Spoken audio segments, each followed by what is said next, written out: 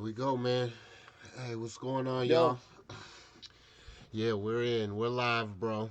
Um, so deeply rooted, season one, episode 7, with my man lowercase Frank, aka yeah, X-Dash. damn. um, Nobody's before called me that name in a while, by the way. you gonna always be X Dizzle to me, It's man. fun. I appreciate it. It's part of my past. So anyway, man, obviously, y'all, um, before we get started, um, forgive me if I get emotional, um, but we lost a real one last night, and you know, I just want to really send my love, condolences, and all the good energy in the world to the Dotson family. Um, y'all know, if you know Willie, then you know what type of impact he made. Um, you know, from guest one, Will the Weirdo, he talked about writing your own chapter. You know, I never really seen anybody write their own chapter like Willie did.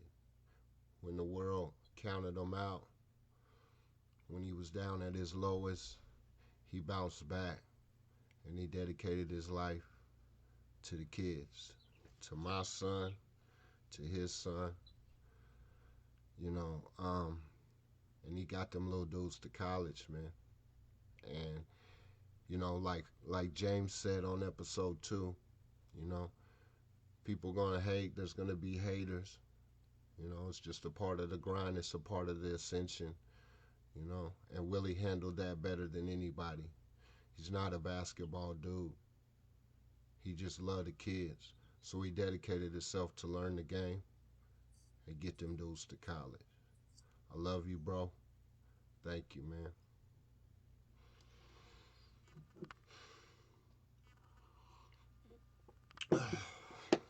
All right, bro.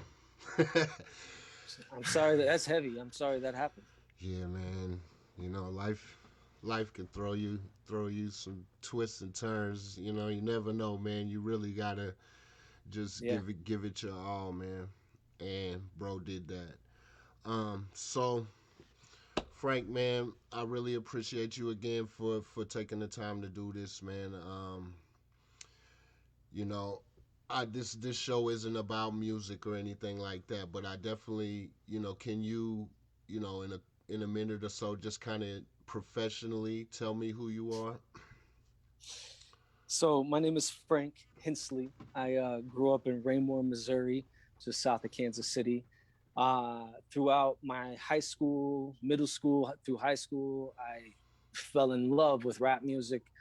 I memorized every piece of rap music I could get my hands on and practiced it in my bedroom in the mirror. And crazy stuff. I just loved hip hop. I was enamored by it, and that love persisted through college. And in college, I really decided to become a rapper and um, go for mine, I guess you would say. And I made a couple of albums. You helped produce the first one and the second one. And that led me to all kinds of opportunities. I did theme songs for Jason Whitlock at the Kansas City Royals. We had songs on the radio in Kansas City on 95.7. I would buy airtime on Hot 103. We I made it a point to know anybody and everybody in the city that was affiliated with rap music. And I really tried to do that old thing, that old saying where you start where you live and go 50 miles out and then go 100 miles out. And, Yeah. I traveled with other rappers, a lot of the rappers and grew up with and around. And that led me out to California, where I interned for Interscope Records for a little bit. That landed me a job at Interscope Records, which led to another job, which led to another job, which led to another job. And fortunately for me, I found a great music career on the business side of it in the industry. And I was able to use the passion that I had for rap music to sort of carve out a path for me. I don't really rap anymore. I'm not trying to be a rapper, but I still do mess around with music from time to time. Everybody probably, it's like a hobby for me, I guess, still. Yeah. And I'm able to sort of live my dreams through helping others, create their dreams and carve their paths. So I'm very blessed to have, to still be around and involved in an industry that I'm so passionate about, and I get to wake up every day and sort of live my dreams. So I don't know if that was No, that's that's what dope. And I think we talked about this before, but if we haven't, I'm gonna tell you now. Like, I've used you as an example in raising my kids several times. I mean, I think I have sent you a message and told you that because, when I met you, bro, you were, I would say, 18, 19 years old. We had just completed the Bomb Squad album, and we hadn't moved downtown to 5150 yet. We were still at Will's. Um, and I remember meeting you, and like you said, I could see the passion you had for the culture right out of the gate. Now, I don't know if I've ever told you this, but I didn't want to do that project, bro. Like when we yeah, started, and it wasn't a thing about you more than we had so many other people who kind of deserved that shot. But by the time you got to your second album, bro, you were a better rapper than most of those dudes. And it was because you just went all in. You know what I'm saying? I yeah, saw you, bro. I saw what you would do. You know what I mean?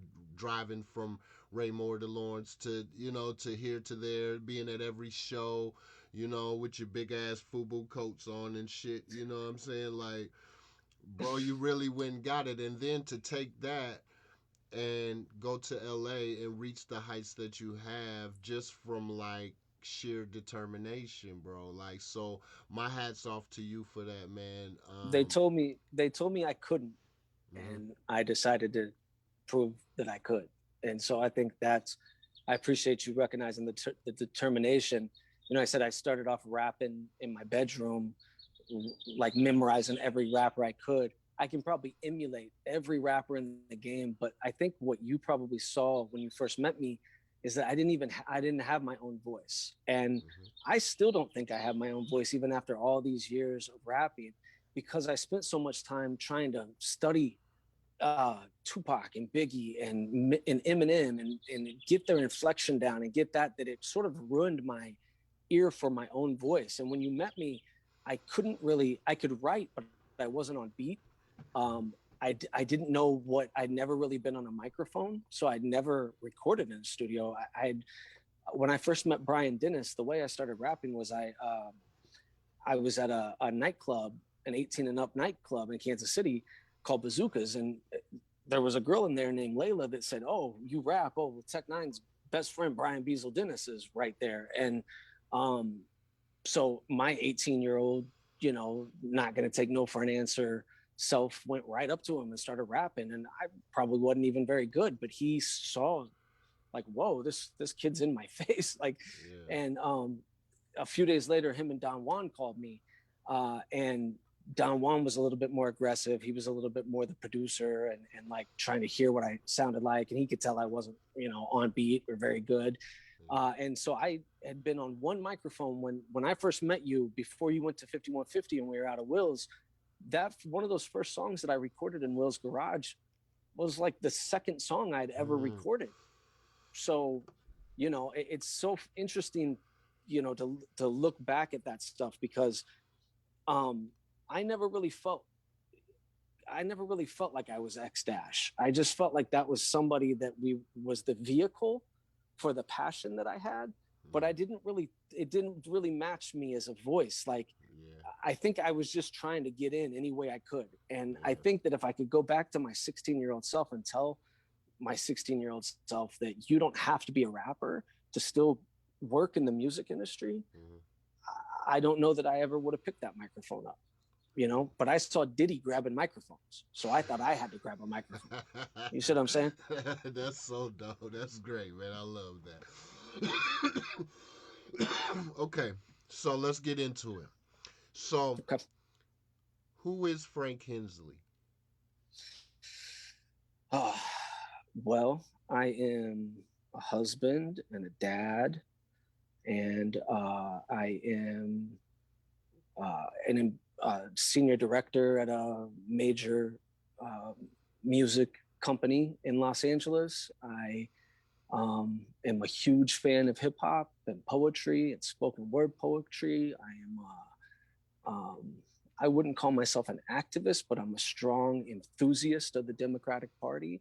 Um, I come from a political family, so deep rooted Missouri Democrat is in my veins. That's almost like a dinosaur now, a deep rooted Missouri Democrat. Those almost don't exist anymore. But um, and especially if they move to Los Angeles and don't vote there. So, um, but I think that I just try to be a good human being, and I try to surround myself with positivity and things that make me feel good, and um, I try to not associate with things that don't make me feel good. No doubt. So Okay. How do you define success? I think that success looks different for every single person, and I think that um, everybody's path is different. So, I interned at a record company. That internship led to a job, but that path might not be the same path for somebody else. And it's definitely my path isn't the same path as Diddy's. So everybody has a different path, and everybody has a different gauge of success. I think that you have to define what that is for you. And um, what keeps, we talked about passion and drive. What if you can wake up every day and you're still hungry for whatever it is you're chasing and you're part of that, you know, um, you're not going to succeed if you quit. So there's probably some good saying that goes around that, but it's not coming to me right now. But if you quit, you're not going to make it. So the only reason you really succeed is because you just keep trying and trying and trying and trying and trying again. And I think that every day you fail, and every day you get better, and you have to just keep pursuing whatever that true north is for you. If it sounds like it's basketball for your son, for me, it's to be a great music industry man behind the scenes, a music man. Um, I'm in marketing, so marketing and sales and um, the streaming business is really where I live. Um, and there's a lot of creativity to that. So I wake up every day sort of laser focused on how I can be better at that and how I can move my company and the artists that I work for forward. You have to find what that is for you, whoever you are that I'm talking to right now. You have to find what that is for you, and you have to not take no for an answer, and you have to wake up every day going for it. And you're probably really never ever going to be successful if you, in your own mind, if you're hungry. I think I'm successful, but I want more, and I want to be better, and I want to do better, and I want to have more meaningful relationships in this business, and I want to help more artists. I want to break an artist. I want to be responsible for someone being and accomplishing their dream and hitting that stage. Um, so in a roundabout way to answer your question about what is success, I don't think you can really define it because it's so intangible. You have to make that up for yourself. You have to figure out what that is inside of you and determine that for yourself. And hopefully, on when you take your last breath and you look back, you say, okay, I was successful because I achieved all of the goals that I set out for. So Great answer, bro. I love that answer. Now, is that is that the same answer you would have had at 19? no, at 19, I don't think I knew what I wanted at 19. And I think that's part of the problem. I didn't know who Frank was because I was this X-Dash character. Yeah. And on the first album that you recorded with me, There Goes the Neighborhood, I didn't even want to be called X-Dash. My rap name was X1. X1. But Sticky Fingers from Onyx had a little brother named X1 or something that died. like right around the time I met Keith, and Big Keith was like, no, we're not going to put out your album if it's X1. So he changed it to X-Dash, and I went, okay. And we dropped the one off because it was an X, a dash, and a one. And so I think like on There Goes the Neighborhood, I look back at that and I just hear how young I am, because I'm rapping what I think people want and not like what my true self is.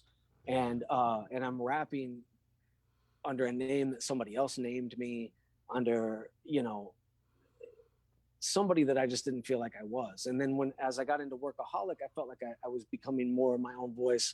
But I think until I moved to California, I didn't really realize like who are you? Who is Frank?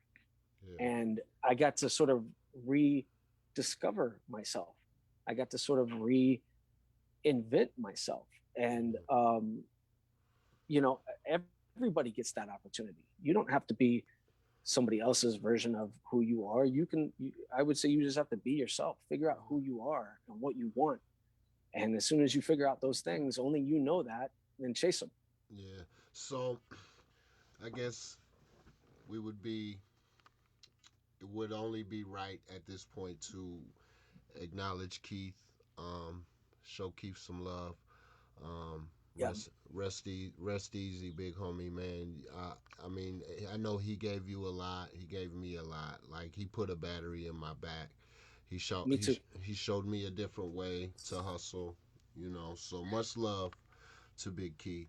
And then right before the show started, I threw on some Workaholic joints. And Love and War, bro. Man, like you had your Leroy glow at that moment, man. Like that's. You know what I'm mad about Love and War though.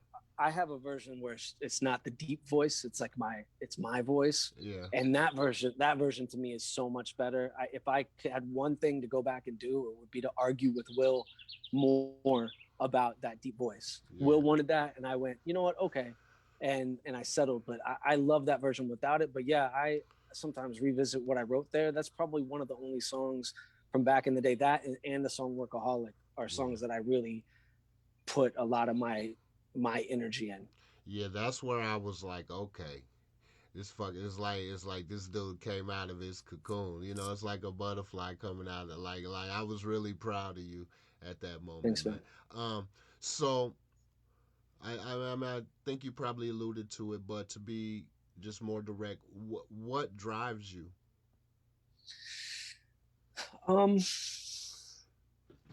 Not failing, I think. And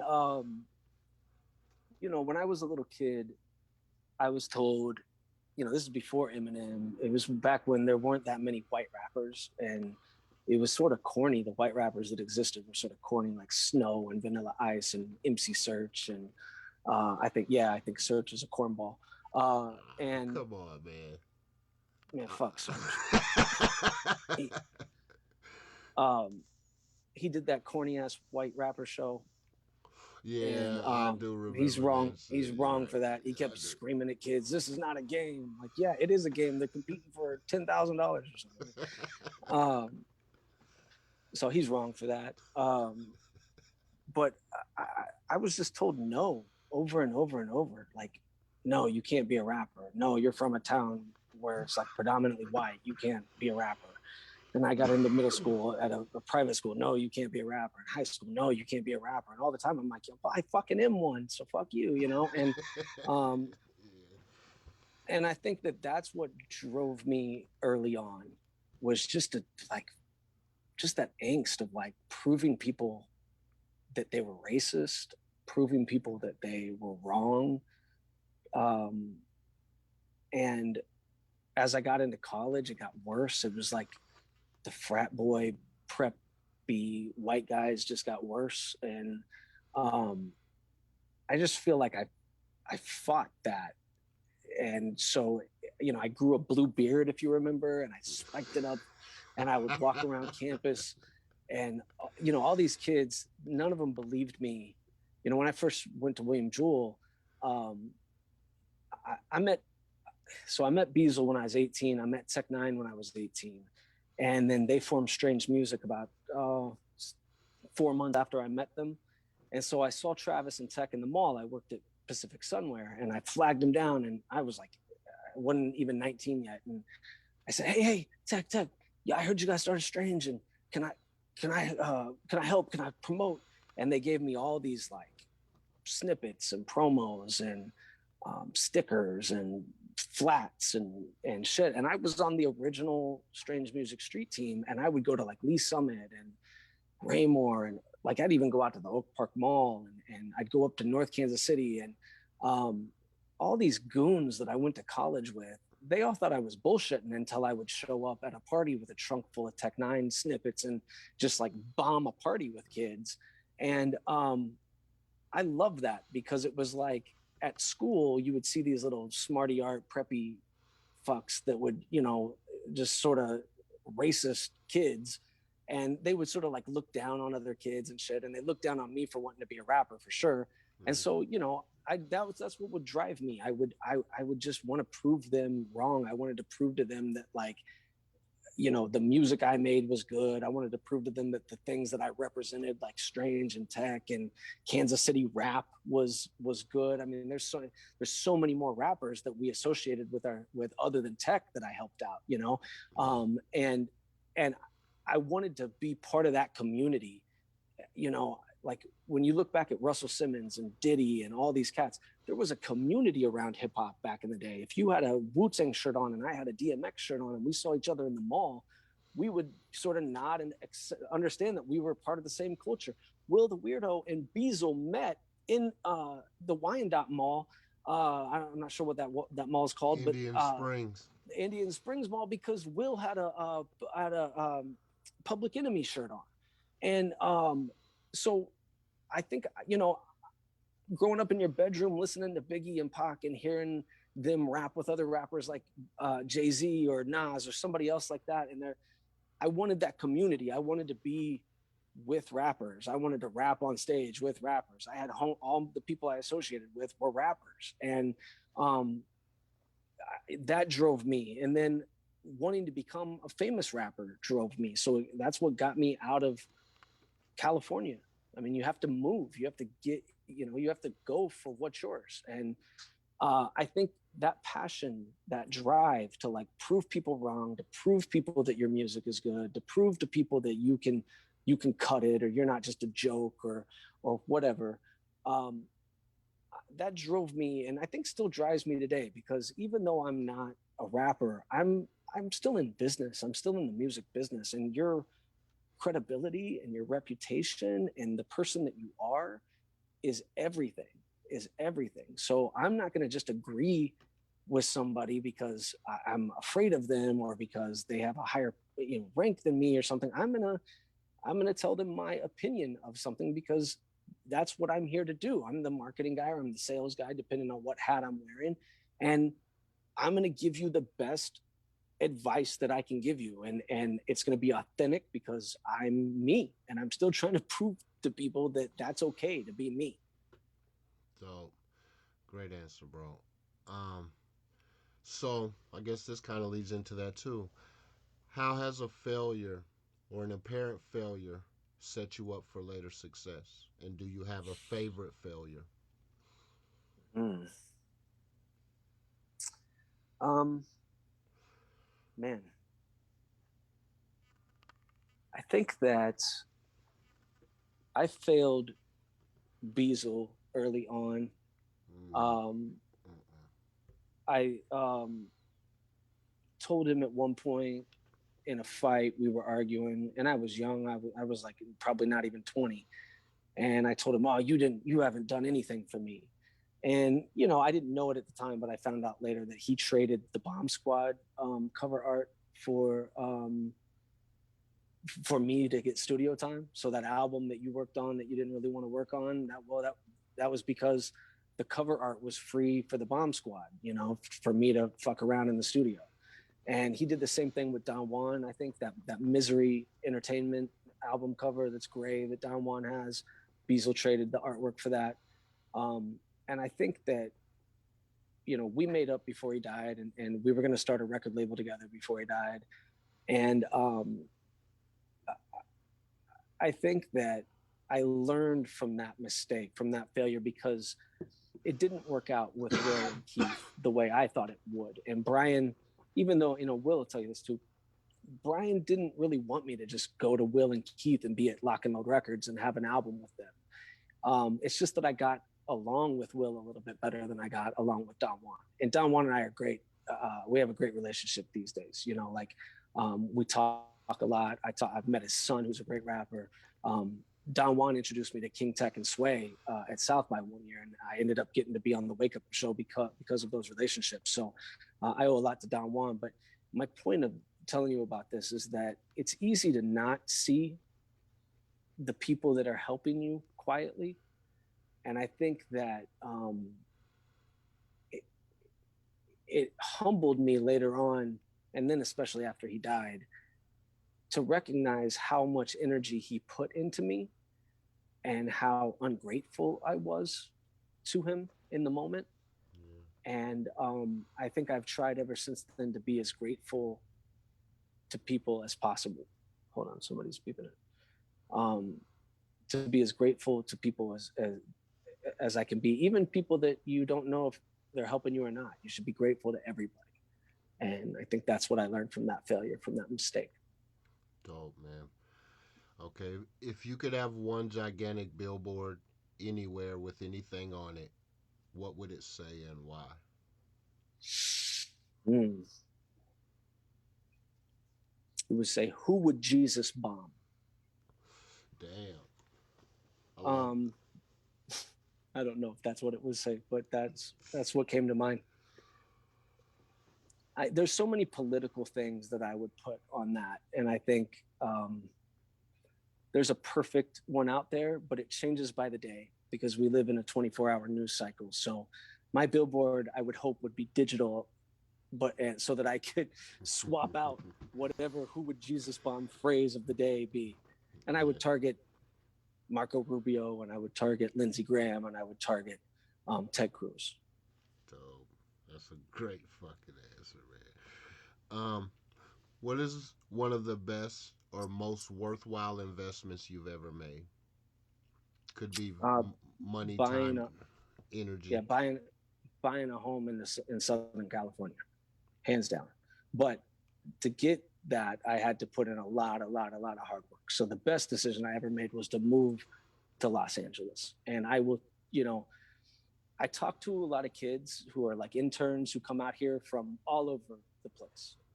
Living in Los Angeles is really a multicultural experience. I mean, there is every type of human being you can meet is in Los Angeles. And the ones that end up successful are the ones that don't quit, and they stay and they work as hard as they can at whatever it is that their dream is. That goes for New York too. And I meet kids for coffee. Back before the pandemic, I would meet interns for coffee and give them advice, and I would I've mentored young people from my college. And the number one thing I tell them is you have to move. You have to move. You cannot stay in Lawrence. You cannot stay in Raymore. You cannot stay in Lee Summit. You cannot stay in Liberty, Missouri. You have to move. And it doesn't really matter where you move. You can move to Nashville. You can move to Chicago. You can move to LA or Atlanta, but you have to get out of your backyard. You have to get out of your cul-de-sac or your farm or wherever you live, because it's not there, whatever it is you're chasing. Especially in the music industry, bro. You have to be where the industry is at. And it's one thing about my career is, and as we were talking about Willie earlier, like my son made it to college to play basketball to pursue his dream. And I just never thought it was right for me to leave my kids for my dream. It was more about their dreams. And to see, all of my kids are pretty awesome, you know what I'm saying? And like to see them doing what they do makes it worth it. But you're absolutely right. Like especially in music, like there's just like if you're in LA, you can bump into Frank at Starbucks. If you're in Kansas City, he might be here for a couple of days. The way I got my internship at Interscope Records was I was at a party one night. I waited tables. When I first moved to LA, I waited tables at a Italian restaurant called Frankie's on Melrose. And I decided that I was going to try somebody that my parents knew. I didn't know one person when I moved to LA, by the way. I just knew I needed to move. My mom and dad were nice enough to provide me the support and the opportunity to do so. And that's again, everybody's path is different. Everybody doesn't have, some of the financial backing that I was able to have in the early onset of just up and moving. But it doesn't mean you can't do it. And it doesn't mean that you can't find a way to do it. So no matter what your circumstances, the only person holding you back or keeping you there is your own comfort zone. And I was so scared when I first moved to LA. I didn't know anybody. And this photographer that used to take our pictures, Lori Contino, she was really good friends with Beazle. And she told me, she was taking pictures for me right before I moved. And she told me, you'll find, where you like to eat, and you'll find where you like to hang out, and you'll find an apartment or something that is your comfort zone, and you'll find what makes you happy. And if you can just find that, you'll be all right. Like, tough it up. And I just remember that stuck with me as I got out here. And my best friend helped me move. I got in a U-Haul and I kissed my mama goodbye and went off, on the southern route with my Tahoe and a U-Haul and my best friend. And it took like 30 something hours, and we got there. My homie stayed, but then after a few days, my homie flew back, and I was all by myself, and I got homesick. And I did exactly what Lori said. I found comfort zones. I found people. One of the buddies that my parents knew out here, I had coffee with him just to see what he knew or who he knew. And he told me, join an acting class. And I was like, well, I'm not trying to be an actor. And he was like, nah, there's good looking chicks in acting classes, and there's people in acting classes. And even if you're not trying to be an actor, you'll meet people, and it'll be like a social, at least 2 nights a week, you'll get to like hang out with people. And so on the nights I wasn't waiting tables, I was hanging out in these acting classes. And about like a year in, and it was true, at like a year and a half in, I really hadn't much made it as a rapper.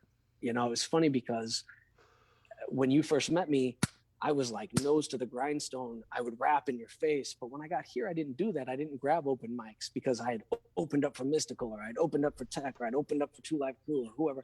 And to me, it was whack to grab an open mic. But that was a huge mistake. Maybe that's add that to the list of mistakes, because I should have done the same thing that I did when you met me. Even if I wasn't very good, just rap in someone's face until they appreciate you, or until you've made a name for yourself. That's what stand-up comics do in Los Angeles. They just, even if they bomb, they go up there every night. That's what actors do here in Los Angeles. Even if they fail, they go on another audition. If you want to be a rapper, move to New York or LA, and don't think grabbing open mics is beneath you. Grab them and rap for you, whoever will listen to you. What was the beginning of that question, though? I got off track. It was about the investments, but I want you to, how did you get your internship? That's what you were going into. Right. Okay. So that's where I was going to. So one night I'm hanging out at an acting class with some kids, and we go, after the acting class, we go to a party or a house party or something. And I'm like crying about, because I'd been here a year and a half. I hadn't really made it as a rapper. I'm still waiting tables. I'm going to clubs at night, but it's expensive and I'm not, And so I'm crying to this girl like, oh, I'm gonna have to move home or whatever, And she says, well, if you want an internship at Interscope Records, I can call my homie, he works there. And this girl that I barely knew, that I was just sitting next to at a party, calls this guy, and next thing I know, I have an interview. And next thing I know, I'm getting the job. And that's to your point about how you can just bump into somebody. Like, that's what happens when you live in a place like New York or LA, because there's a network, there's a connection. Yeah. But there's ways of going about it that you learn, when you get here. When I first moved here, I did sort of do that. I took my Workaholic CD and I went to nightclubs where Suge Knight was and all these people that were, Paris Hilton was dancing on a table, and I'm handing my CD out to people. And people are like looking at me like that is a huge no-no. And in Kansas City, that's what you would have done, right? And it's funny because I handed it to Suge one night, and like a couple weeks later, I see him, and I go, Suge, you listen to my shit? And he was like, nah. He was like, yeah, it was good. I go, you didn't listen to my shit, Suge? And he was like, nah, man, I didn't listen to it. Sorry. And I always felt like, why did, like, I was just in the moment, and I'm like, oh, you are so fucking stupid. What if that had gone the other way? But whatever. And let me tell you, once you've been through the Kansas City scene, man, who the hell Right. is Suge Knight, right? Well, and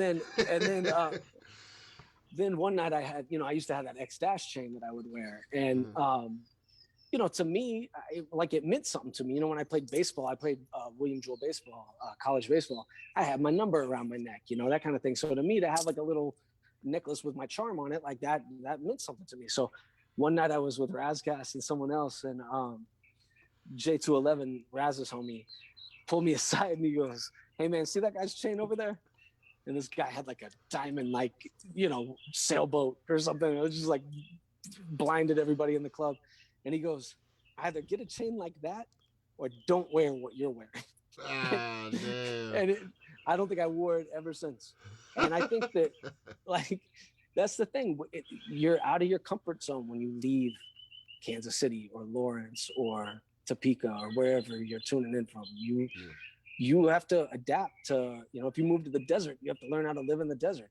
Like you move to a mountaintop, you have to learn how to live on a mountaintop. In LA, there's rules and a system and an organized hustle here. And you have to, if you give it some time and you're patient and you do things like, I heard Will talk about, I didn't know this about Will.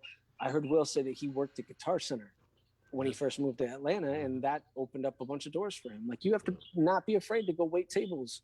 You're not going to get what you want right out the gate. You're not going to get a starring role in that film right out the gate. You're not going to get that big record contract right out the gate. You're not going to get all of that. You have to build towards those things. And so it starts with taking little baby steps. And even if it feels like a big leap, that's a baby step moving, because millions of people move to this city yearly, and then they move home. And the ones that tend to succeed are the ones that stay. Dope. Great answer, man. So what impact do you want to leave on the world?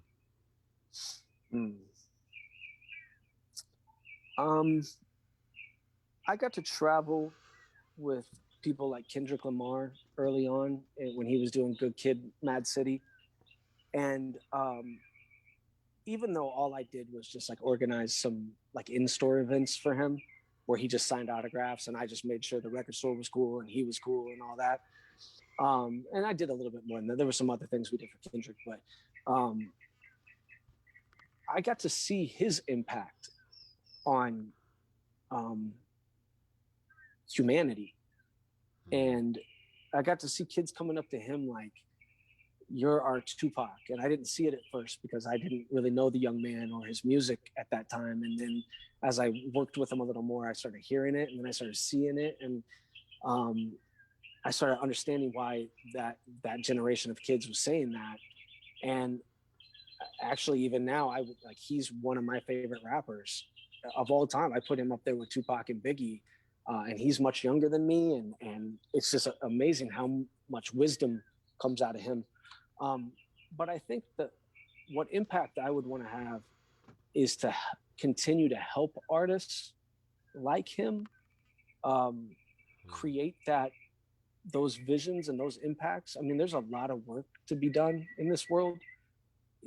If 2020 taught us anything, it's that racism is alive and well, that cops beat people up and aren't going to stop, and shoot and murder and kill people and they're not going to stop. And so the impact I want to have is to help those type of causes, political causes, protecting our planet, help be a vehicle and a conduit and a supporter of projects like that to change. You look back at like the 60s and all the great music that came out in the 60s.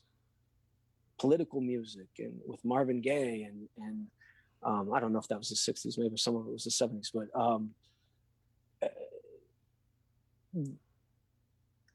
there are people who make that kind of music still. There are people that have impact still. You know, look at what Common, the rapper Common, is doing for the community. And I just want to I want to help that kind of art succeed. I want to help that kind of art make an impact, so that these movements actually change things.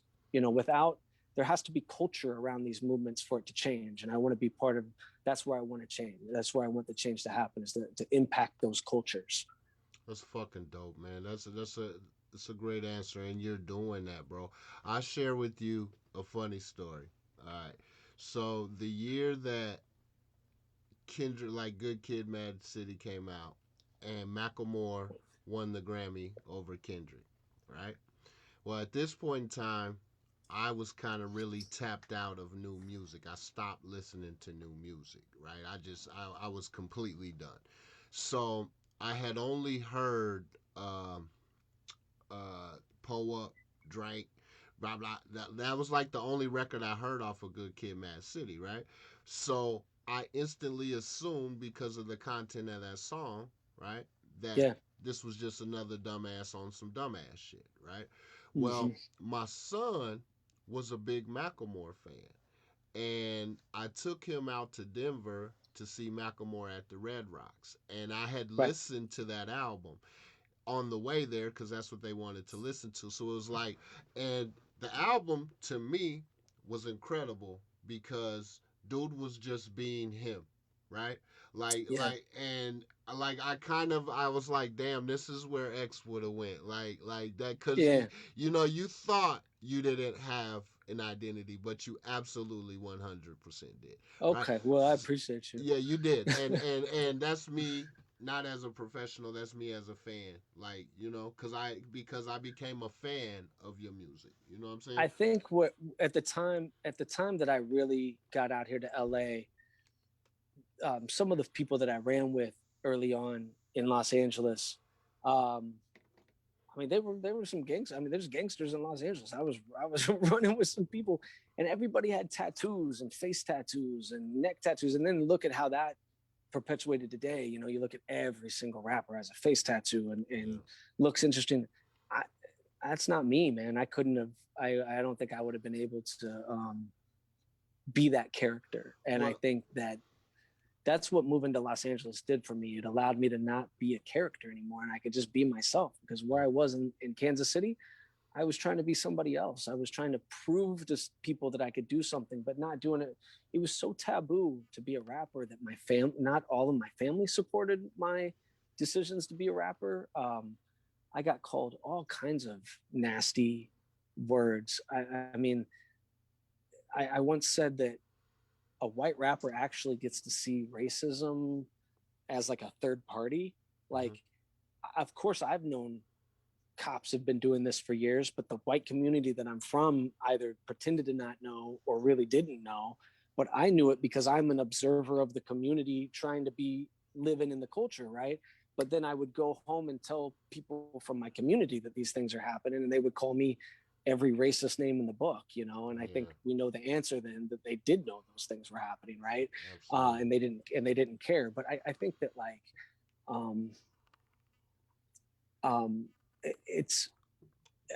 it was important for me when I was in those acting classes, and one of the classes I took out here was an improv class.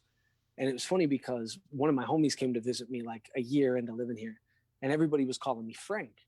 And my homie goes, yo, why do they keep calling you Frank? And I go, because that's my real fucking name.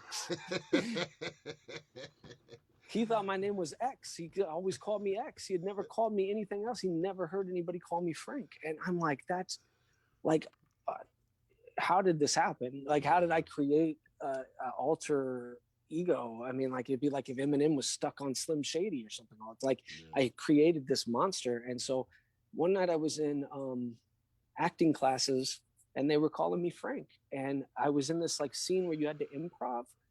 And I decided to just let go and be myself, not try to be a tough guy or not try to be like whatever it was that I had to act on the stage. and I just like let go, and it like felt so good. It was like I'm me. I got to be me. And then, so I I would say to people out there that like it's okay to create. It's okay to have these alter egos. It's okay to be a rapper and have a completely other name.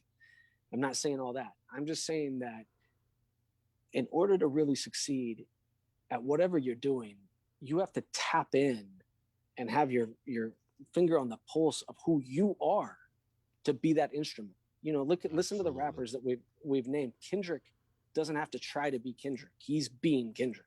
Yeah. You know, Tech Nine is being Tech Nine. Jay-Z's being Jay-Z. Biggie's being Biggie. They're telling you stories of what they see and where they're from and how. And I think that it took me a long time to figure out what the person I was born, what does Frank see through his eyes, and how does Frank convey that? Yeah. And how does Frank go after what Frank wants, not what X-Dash wants, not what Will or what Tone wants of X-Dash, but what does Frank want? No doubt.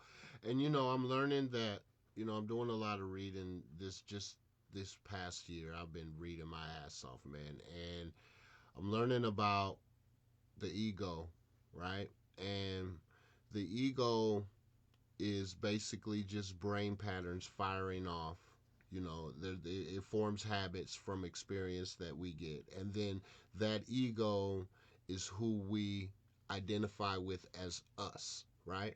But yeah, really it's just our brain and who our brain form. And our brain is stupid and it can easily be manipulated. You know what I'm saying? But the part of us that is aware of the ego, the part of us that thinks about our thoughts, what we call our gut, that's who we really are. That's when you opened up in that acting class, you put the ego down and you really became who you were. You know what I mean? I think X-Dash was my ego, and I killed it. That's dope. And part of the way I became Frank and got to work, you know, be a senior director at a big music company is because I never once went in there acting like I was a rapper. I still rap. I still like to rap. I'll rap your ass off right now. But I didn't make anybody feel like I was in there every day trying to be that. And I think that can you imagine if every day I answered the phone, I was trying to hustle my own mixtape to somebody? Like, yo, what up? This ex Dizzle for shizzle. Right.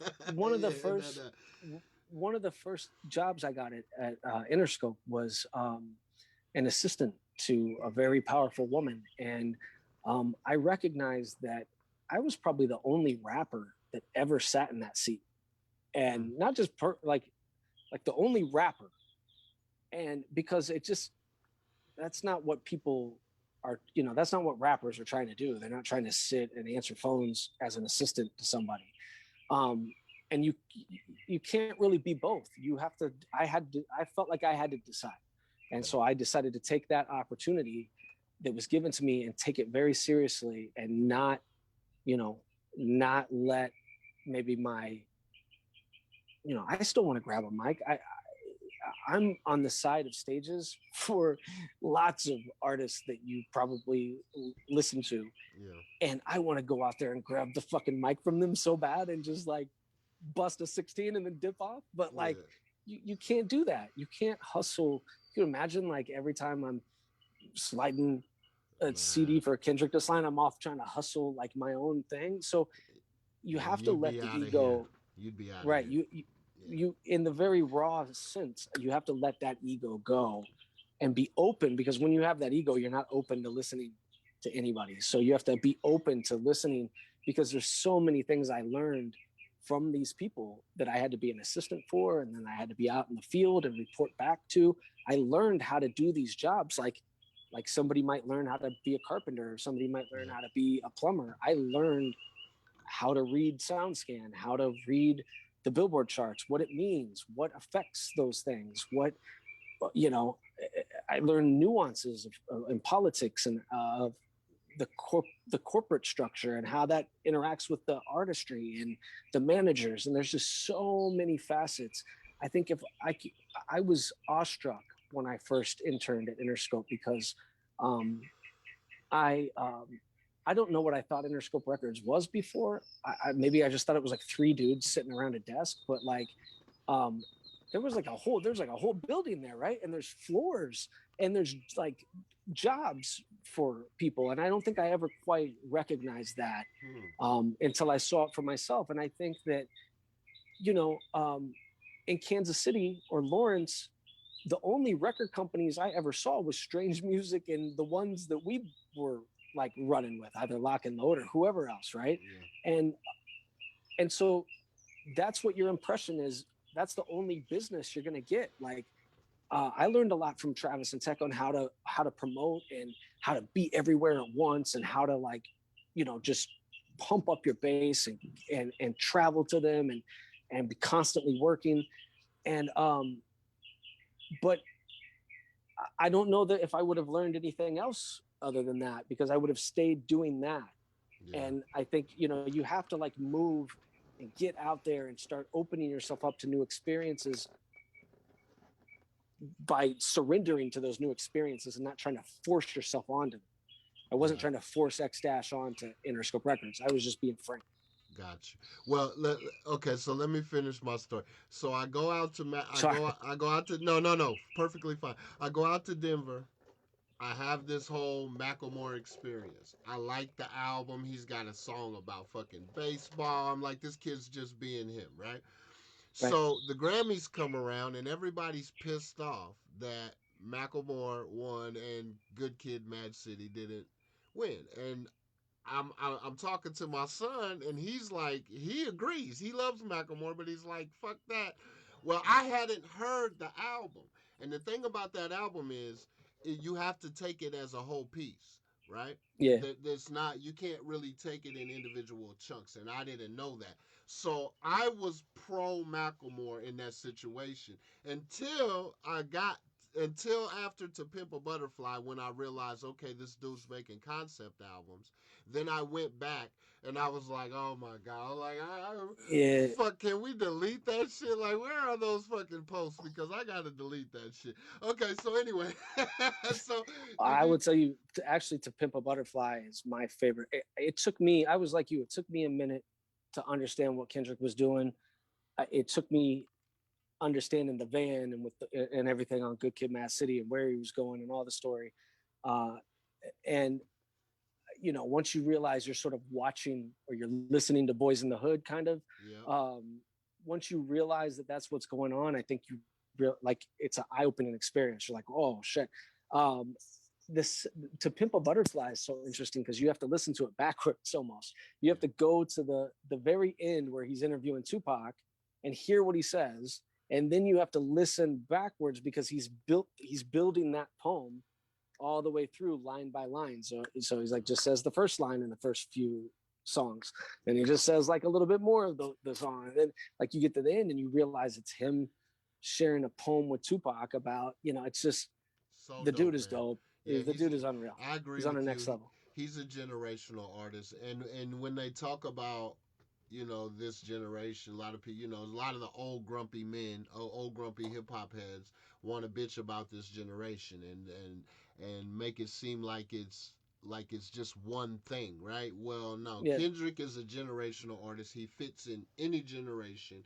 It doesn't matter. He's dope. Dope is fucking dope. Okay, so in the last 5 years, what new belief, behavior, or habit has most improved your life? Man. Say the descriptors again. What in behavior? What new belief, behavior, or habit? Man. Well, I think that obviously I've worked from home. In the past, when I traveled with bands, I had to work from home. But I've had to work from home in like a shed here, and I've had to use Zoom and sort of, in the past, I think if I wanted to call someone, I just picked the phone up and call them. we had this technology, we had Zoom, we had the ability to tap into conference rooms in New York and see their whole conference room and see ours. And I think that this forced us to incorporate this new technology into our lives. Mm-hmm. I'll use an example. I went to burn a CD a few years ago, and I didn't have a burner on my laptop, and I'm like, I felt like I just was sitting there dumbfounded with this stupid look on my face, like, how do I make a burned CD? Yeah. And then it occurred to me that I had been getting into my car, which would automatically connect to Bluetooth, which would automatically then play whatever Spotify or Apple Music playlist I had going. And it had phased out the CDs so much that, as a guy who used to get burnt discs from you to listen to beats or burn things for other people to listen, it had been so phased out. And it wasn't that of course it gets phased out, but it's that I didn't notice it get phased out, that it just so sort of seamlessly happened. This sort of jerked us into having to use Zoom, and everybody now is zoomed out, right? But I really feel like it actually allows for more opportunity to talk to someone face to face. I haven't talked to you face to face in 12 years. I don't know when the last time I saw you. I don't either. So, right. So, and we probably would have just not happily, but just gone on with our lives, only texting little things back and forth. Yep. But this allows for us to actually have a conversation. It allows for a community. And I used to say that what I was talking about with the community with Beazle and the t-shirt with Will, we lost that community in music anyway, and in hip hop anyway.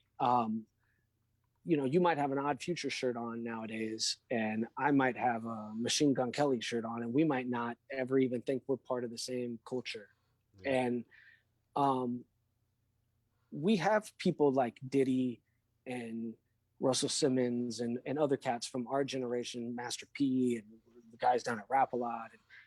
They made sure that there was sort of a culture and a boundary and rules and I just feel like we don't really have that anymore. And so hopefully being able to talk to you, even though we're not in the same area, we're not in the same vicinity, I'm able to sit here face to face with you, and then we're able to talk to the folks. So I think that's a behavior that has changed in me and for the better, and I appreciate it. I'm like you. I saw this year as an excuse to not do shit and to not, Larry, I kind of sometimes think I'm Larry David running around LA. I find myself in similar situations, and I'm grumpy and I'm set in my ways in some ways, and so I find myself in similar things. But I found it like the pandemic is an excuse to just not ever take my pajamas off and work from home all the time, right? And be with my kids. So, but I think that I have to be on camera. And so being on camera every day, talking to people is like in a world where I don't have any choice about it. I have to do it. So in the old world, I might've just shut my door and listened in on the conference line, for a meeting that I didn't want to really go to or something. Right. So I think it's forced me to I don't know, be camera ready, be ready to talk to people, be, outgoing and use this technology, to benefit us, not to hinder us. And that's what it is. I think it'll be incorporated into everything going forward. Watches. I mean, look, your car, we're going to have driverless cars soon at some point, they're talking about. And imagine the inner, you might have 3D things that come up in the middle of the car, and it's your grandparents and you're talking to them while you're waiting, so I think we should embrace the technology. I'm glad it moved us out of the Stone Age and sort of into this virtual world. Hell yeah. Great answer. So what advice would you give to a smart, driven kid about to enter the real world? That you're not owed anything. No one owes you anything. You're not going to get everything you want right out the gate. You're not going to be the CEO of the company that you're interning for.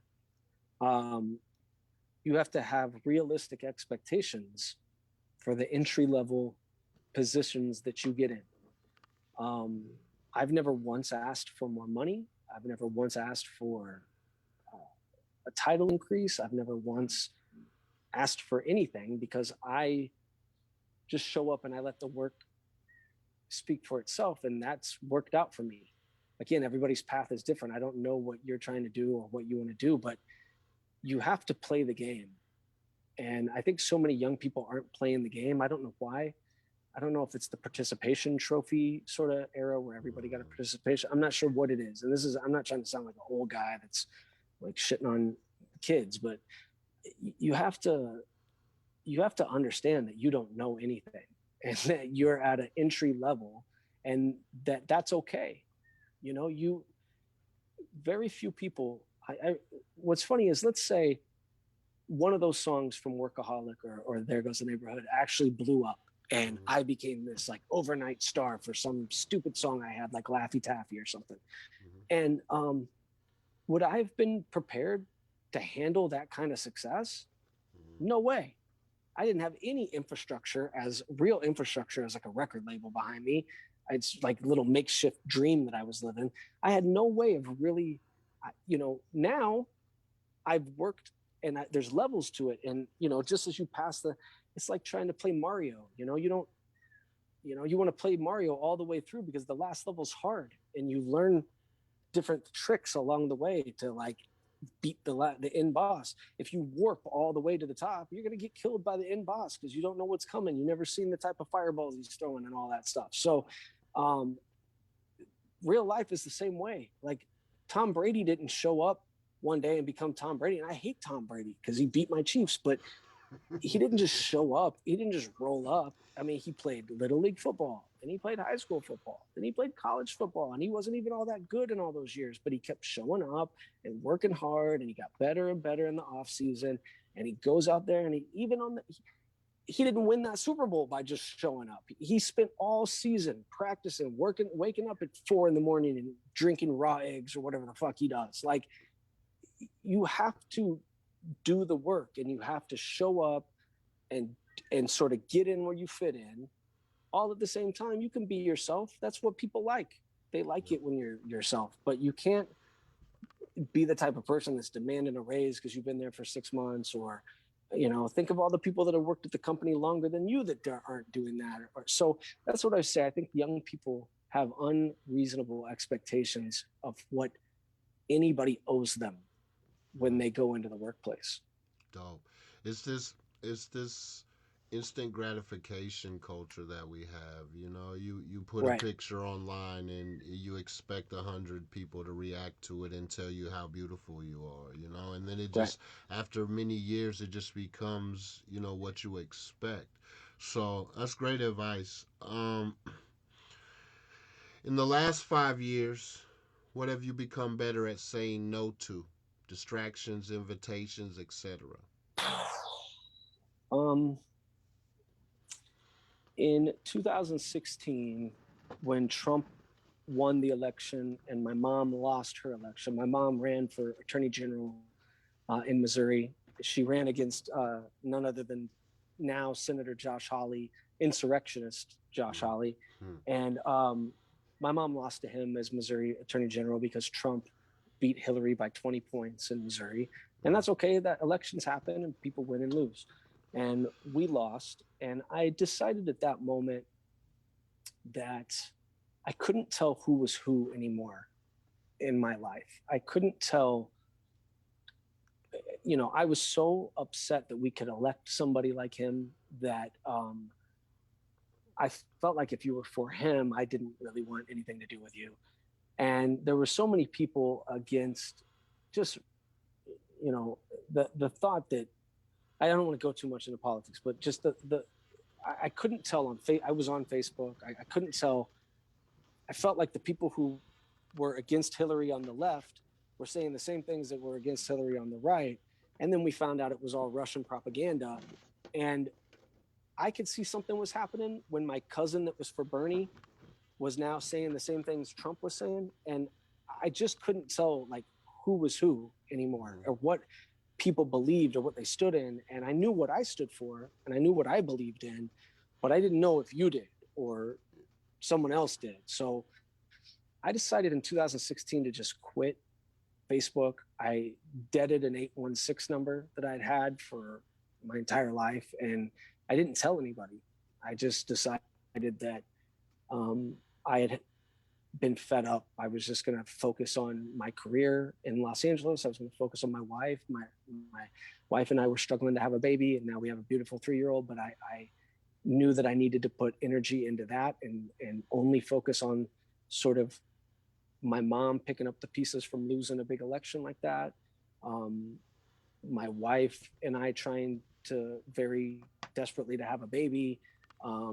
And at that moment in my life, I was at a critical moment in my career, and I needed to focus on those things. And so what I did was I just decided to eliminate all connections, and I called it hiding in plain sight, because I was still on Instagram, and you could find me on LinkedIn, and you could call my employer. I mean, I'd given my business card out to 1 million people, so people had my work information. And if you really wanted to find me, you probably could. And I found out that nobody was really trying to find me. And that's okay, because I sort of felt like I didn't owe anybody anything at that moment, and nobody owed me anything. And I was perfectly fine with just disappearing and regrouping. And now I don't remember like any of those people that I was mad at politically and all of that. And I don't really care. I found a way to sort of block out noise. I didn't watch the news for the longest time, like because I just didn't want to feel bad. You watch the news, you hear about some kid getting shot, or I'd have to hear about your homie that died. And it's just like, I needed that time for me to be Frank, and to start my family, and to build my foundation. And I guess I just really came into being a man, like I don't it sounds corny, but like No. I don't think I'd ever really felt like a man until I decided to disappear and focus on those things. So it's one of the things I love about you, bro, is when you commit to something, you fucking go for it. You know what I'm saying? Even if it's something like that, where you're not afraid to be uncomfortable. Like fuck the comfort zone. Like I think I'm gonna make a T-shirt. Just fuck the comfort zone, bro. well, and like, no offense to Kansas City, but all these everybody's like, oh, I put on for my city. I put on for my city. Well, I mean, no offense, but Kansas City didn't get me that internship at Interscope. Kansas City, like the putting on for the city shit didn't do it for me. Like, and that doesn't mean I can't have, my grandparents all live in Kansas City. My mom and dad still live in Kansas. I still love the city of Kansas City and everything that's about it. But I think you got to lose that a little bit, because Kansas City's not out there repping me every day. And so you have to kind of stop repping for other people, and you have to be yourself. You have to find out who you are, and then fucking go for whatever it is you want. Love it, man. Okay. 2 more questions and then we'll wrap it up. Man, we can sit here, me and you, man. It's been so long. I can chop We it can up all talk, day. yeah, all fucking day. So, when you feel overwhelmed or unfocused or have lost your focus temporarily, what do you do? Mm. I stop. I just stop whatever it is I'm doing, and I walk away from it for a little bit, and then whether I drink something or smoke something or talk to my wife, or I just regroup. I stop, and then I go, and chances are the answer comes to you, or you'll think about it for a little bit. You can't, not everything affords you the opportunity to just stop, but I think if I'm stuck, instead of just like forcing it, I usually just stop and I go take a break and do something else, and then I come back to it, and chances are I found the answer. Hell yeah. So, last question, bro. What's your favorite song? Do you have a song that you consider the soundtrack to your life? Man, I mean, I have a poem. Does a poem count? Hell yeah. When I was 7 or 8 years old, I was watching. I was 8 years old. I was watching The Simpsons, and The Simpsons have an episode called Treehouse of Horrors, and in that episode, there's like three different stories. So it was the very first season of The Simpsons. So it was 1990. It was like September or October of 1990, and there had only been like maybe 10 episodes of The Simpsons at all, and then they did a Halloween special, and like in that Halloween special, Treehouse of Horrors, they have three different stories, and one of the stories is Edgar Allan Poe's The Raven, and they redo it in like Simpsons way. Okay. And what's really interesting is The Fresh Prince of Bel-Air had aired just a month before that on primetime TV. Okay. So my 8-year-old brain like loved Will Smith in the Fresh Prince of Bel-Air show. And then when I saw Edgar Allan Poe's The Raven, I didn't know who Edgar Allan Poe was or what The Raven, the poem was, but I saw the Simpsons version of it, cartoon-wise, and the iambic pentameter of it. Once upon a midnight dreary, while I wandered weak and weary over a quaint and curious volume of forgotten lore, while I nodded, nearly napping, suddenly there came a tapping as if someone gently rapping at my chamber door. 'Tis some visitor, I muttered, tapping at my chamber door, only this and nothing more. Ah, distinctly I remember, it was in the bleak December, and every separate dying ember wrought its ghost upon the floor. Like my 8-year-old brain made that hip hop to me for some reason. It sounds like it. It sounds like you was spitting bars. Right. And I don't know if like I also remember the Christian Okoye Chiefs poster. There was a Chiefs poster that had a Christian Okoye with the nightmare on Elm Street. It was like the Nigerian nightmare. Yeah. All the kids that I grew up with, they'd spend the night at a kid's house or something, and he'd have that poster on his wall. And then, so I don't know if it was like the combination of Will Smith's Nightmare on My Street, combined with that Christian Okoye poster, combined with the Simpsons Raven version, then me discovering sort of iambic pentameter. But that poem made me a rapper. And I memorized it, and my mom and dad were like, my mom heard me like memorize it from the show. And she was like, are you saying Edgar Allan Poe's The Raven? And I'm like, I don't know. And so she got me the poem in this like book, and I memorized it. And by like 9 years old, I could spit the entire Raven poem. It's a long poem. And I knew it word for word. I don't know all of it still to this day, but I know enough of it. I can do that. And so that shaped and changed me in like a weird way. And so then make it even spookier for you. Will the Weirdo is born on the same day as Edgar Allan Poe. And Will the Weirdo's real name is Will Wilson, and Edgar Allan Poe has a poem called Will Wilson. Wow. That's dope, man. That's, mind blowing. I'm with you. That's man. Like that's fate. crazy. Like how did like little Frank one day would mess around with weird ass Will, and Edgar Allan Poe's like in the subconscious of it all. So anyway, that's dope, man. I found that odd. Great answer, bro. Great fucking answer. So listen, man. Again, it's been years since we talked or actually spoken, right? But I just want to let you know how proud I am of you, bro. And thank you, man. I not just for your professional accomplishments, but like who you've become as a dad, who you've become as a husband, a man. You know what I'm saying? And from seeing you as a young kid and seeing where you are now, it's very inspiring. So I just want to let you know that, bro. I'm proud of you. Thank you. Keep pushing, man. Thank you for taking the time to do this. It was actually a great interview. I don't think we had any skips or pops or any fucking thing. I mean, how many people did we have? We have anybody actually tune in? We had up to 9 or 10. We had about 9 or 10 live viewers, but that's okay. you know what happens is they'll catch it throughout the week. You know, Great. so Will's is at 700 something, and you know when I actually figure out what the hell I'm doing, because this was more about stop talking Yeah. about it, just get going, Just do it. No, figure it I out. heard you. Yeah, I heard Yeah. you. I'm proud. I'll just say I'm proud of you too, man, because I think that the pandemic, if you couldn't figure out how to hustle something up in this pandemic, then you're not a hustler, or you're not Yeah. like you, because it doesn't matter what it is, podcast or this going live on Facebook or whatever it is, like we've been saying this whole time, you have to find out what it is you're passionate about.